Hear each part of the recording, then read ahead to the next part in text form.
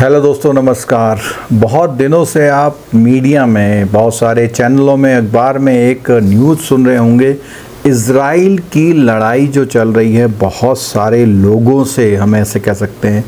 Basically Israel और Iran की लड़ाई इस समय जिस मोड़ पर पहुंची है, उस समय पर मैं ये वीडियो बना रहा हूं। काफ़ी लंबे समय से ये मामला चल रहा था। हुआ क्या था कि इज़राइल और हमास, इनके बीच में आपस में टसन चलती रहती थी। कुछ आक्रमण कुछ ऐसे हुए कि किसी देश को ठेस जब लगती है तो वो देश फिर वो दूसरे के प्रति, प्रतिद्वंदी के प्रति ज़्यादा एक्शन रिएक्शन में आ जाता है और वो कुछ भी हद तक करने को तैयार होता है। तो गाज़ा पट्टी पर उसने काफ़ी तहस नहस कर दिया।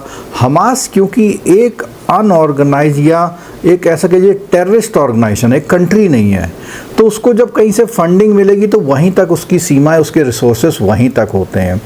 लेकिन करते करते जब दोनों आपस में एक दूसरे को करने लगे, फिर क्या हुआ कि मामला यहाँ पर रिलीजन से जुड़ गया। यानी हमास एक जो मुस्लिम कंट्रीज़ के लिए कहता है कि हम उनके लिए, उनके अच्छे कामों के लिए उनके लिए लड़ाई करते हैं, तो वहाँ पर मुस्लिम कंट्रीज काफ़ी एकजुट हो गई।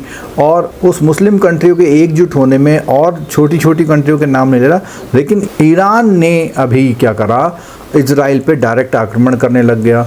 तो इजराइल ने भी ईरान पर किया। तो बहुत सारा आपने देखा होगा, जो बहुत बड़े अच्छे अच्छे ईरान के शहर हों या इजराइल के शहर, वो लगभग तबाह होने के दौर पे आ गए। और कई बार तो हम ये भी सुन रहे हैं कि जो इजराइल का जो प्रोटेक्टिव जोन वो था, उसके पास इक्विपमेंट थे कि कोई भी मिसाइल आती थी उसको इंटरसेप्ट कर लेता था, तो वो भी अभी पिछले कुछ आक्रमण में नहीं कर पा रहा था। तो इजराइल चाहे कितना ही एडवांस हो, लेकिन उसके रिसोर्सेस लिमिटेड है। जब बहुत सारी कंट्री लड़ाई लड़ेंगी तो वहाँ पर इजराइल भी कमज़ोर पड़ता हुआ दिख रहा था। और अमेरिका हमेशा दूर बैठ के तमाशा देखता है और वो ये देखता है कि किसको मुझे मदद करनी चाहिए जिससे कि फ्यूचर में उसको फ़ायदा मिले। इजराइल और अमेरिका दोनों ही देश ऐसे हैं जो हथियारों की बहुत एक्सपोर्ट करते हैं। यानी दुनिया भर में जितनी भी लड़ाइयाँ हो रही हैं, तो उन लड़ाइयों के लिए जो हथियार चाहिए वो ये बनाते हैं। लड़ाइयाँ होती रहेंगी तो इनके हथियार बिकते रहेंगे। तो इजराइल अपने आप में बहुत एक मजबूत इंटेलिजेंस एजेंसी, जो मोसाद बोलते हैं, जो अपने दुश्मन को ढूंढ ढूंढ के दुनिया में कहीं पर भी होता वहाँ मारता है।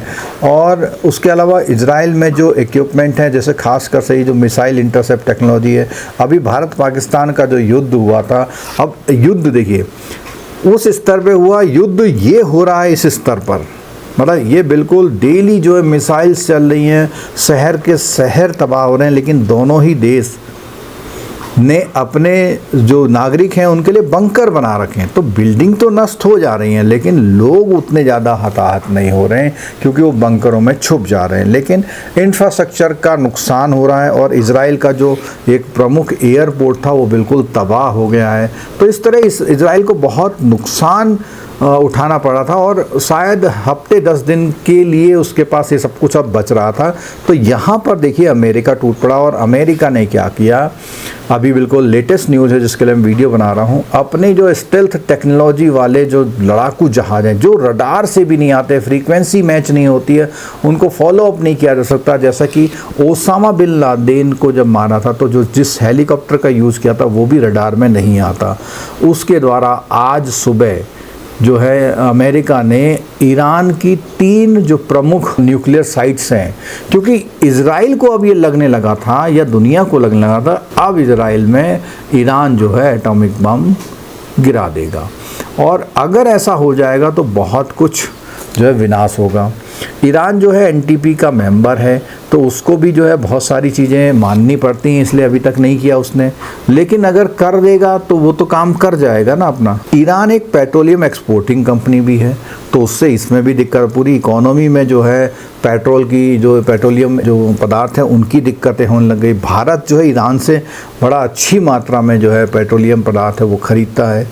अब अमेरिका ने क्या किया, उसकी जो 3 न्यूक्लियर साइट थी, बेसिकली न्यूक्लियर साइट होती हैं ये आजकल ऐसी बना रखी हैं कि जो अपना सरफेस होती है अर्थ की, उससे भी नीचे 50-50, 100-100 मीटर नीचे बना रखी हैं। तो कोई भी आप बॉम्बार्डिंग करोगे तो ऊपर ऊपर तो नुकसान होगा, नीचे तो होगा नहीं। लेकिन अमेरिका के पास ये जो बॉम्ब है 13,000 टन का, इतना भारी बॉम्ब जो है वो उसको जो है वहाँ से बॉम्बार्डिंग करी। जो पहले घुसता है ज़मीन पर फटता नहीं है, जब जितना ज़मीन में घुस जाता उसके बाद जाके फटता है। तो ऊपर ही फट जाएगा तो नुकसान नहीं करेगा। तो अमेरिका नहीं कर रही, और अमेरिका ने ये काम जो है वहाँ की बिना संसद जो कांग्रेस है वहाँ से अप्रूव करे हुए किया। अब वो भले ही बाद में करवा ले, तो वहाँ पे विरोध भी हो रहा है।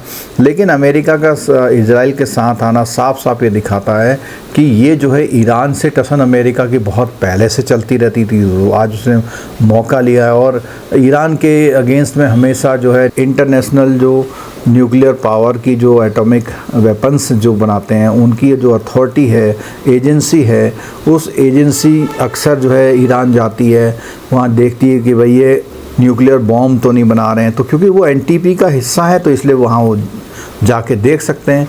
तो अमेरिका ने ये काम कर दिया, और अब जो है या तो ईरान बिल्कुल रुक जाएगा, क्योंकि अब जिस जगह पे अटैक किया गया वहाँ पर अब उनको 5-6 साल तक उतने डेवलप होने में टाइम लगेगा, क्योंकि जो न्यूक्लियर की 3 साइट हैं उनमें से इम्पॉर्टेंट साइट्स में अमेरिका ने जो है अपने इससे बॉम्बार्डर से अटैक कर दिया है। अब कोई ऐसी चोरी छिपे कोई चीज़ हो जिससे वो कर पाए, क्योंकि ईरान ने धमकी दी है वो इसका जो है रिटेलिएट करेगा, बदला ज़रूर लेगा। तो ये लड़ाई यहाँ तक पहुँच गई है।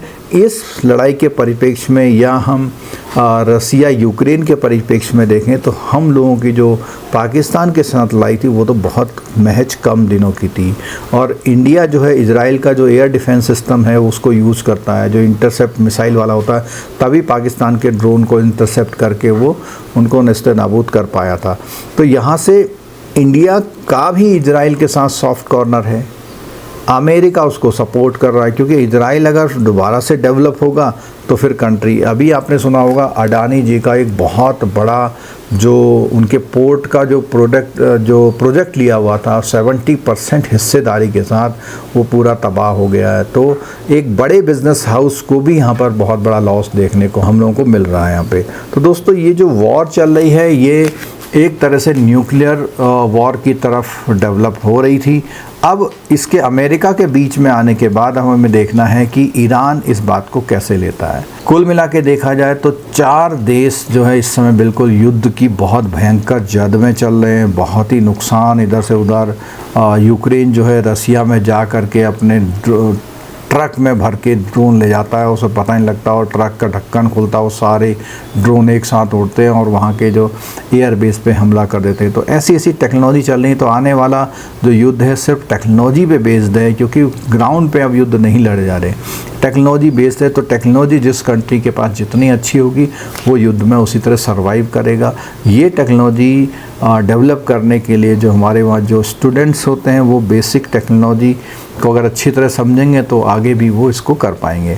तो युद्ध किसी भी हालत में बिल्कुल अच्छा नहीं है, लेकिन जब कोई किसी पे ज़्यादा अत्याचार करता है तो सामने वाला भी फिर एक हद तक रुकने के बाद वो भी उसका फिर जवाब देना शुरू कर देता है। लेकिन अमेरिका तो हमेशा जो तटस्थ रहता है, खुद युद्ध नहीं करता, लेकिन लोगों को युद्ध करा के थोड़ा सा सपोर्ट करके वो क्या करता है, वो इस तरह की हरकत करके इस चीज़ों को चलने देता है। अब देखिए इसमें अमेरिका का कुछ पैसा ही बस लगा होगा, हालांकि पैसा भी कुछ अरबों डॉलर में लगा, 2 अरब डॉलर शायद इस अकेले इस ऑपरेशन में लगा होगा। तो इस तरह से अमेरिका इन सब चीज़ों को दूर से मैनेज करता है और वो वर्ल्ड की पावर बनना चाहता है इसी तरह से, क्योंकि अमेरिका के जो एयरबेस हैं पूरी दुनिया में हैं, उसे अगर किसी देश पे आक्रमण करना तो अमेरिका से जाने की ज़रूरत नहीं है। जैसे ये भी जो है जो आक्रमण हो रहा है ये भी एग्जैक्टली अमेरिका से नहीं हो रहा है। एक द्वीप है जहाँ पे जापान और अमेरिका की जब लड़ाई हुई थी तो उस समय का वहाँ से ये जो है अपने जिसने जहाज़ भेजे 11,000 किलोमीटर दूर जहाज़ भेज करके वो अटैक करवाया इसने, और जिन जहाज़ों से कराया उनकी जो क्वालिटी है वो यहाँ दी गई है। इनको आप देख लीजिए कितनी पावरफुल जहाज़ हैं वो।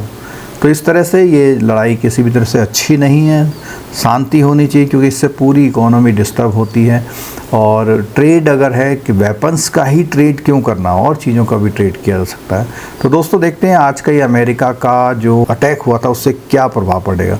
दोस्तों अगर वीडियो अच्छा लगा हो तो लाइक ज़रूर कीजिएगा, अपने दोस्तों के साथ ज़रूर शेयर करिएगा, और चैनल में बने रहना चाहते हैं तो चैनल को सब्सक्राइब कर लीजिए, बेल आइकन ज़रूर दबाइएगा। तो ऐसे जो बहुत इंपॉर्टेंट मुद्दे होते हैं उसको बहुत कम समय में समझाने के लिए हम लोग कोशिश करते हैं। आपका समय कम जाया हो लेकिन आपको बातें फौरी तौर पर समझ में भी आ जाएं। वीडियो देखने के लिए बहुत बहुत धन्यवाद। Thank you so much.